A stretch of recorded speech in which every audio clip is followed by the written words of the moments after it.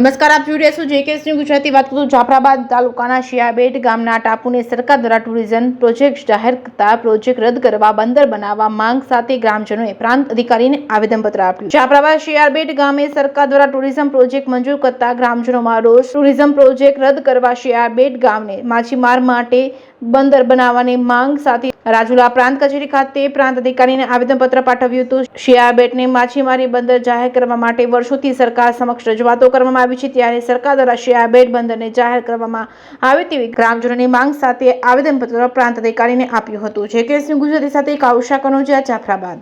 અમારા ગામને માછીમારી બંદર તરીકે જાહેર કરે અને આ જે નવો જે સરકારે જાહેર કરેલો જે પ્રોજેક્ટ છે ટુરિઝમ, એને રદ કરાવે. અમારો પરંપરાગત માછીમારીનો ધંધો છે, એટલે ત્યાં જો કદાચ ટુરિઝમની જગ્યાએ સારી જેટી બને, માછીમારોના હિત માટે કંઈ સારા એવા કામ થાય તો સારું કહેવાય. સરકાર બાળદિયા ગામ શિયાળબેટ અમે આવ્યા છે કલેક્ટર સાહેબને આવેદનપત્ર દેવા માટે, અને એવું જાણ્યું કે સરકારશ્રીએ ટુરિઝમનો મોટો પ્રોજેક્ટ શિયાળબેટમાં લાવવાના છે.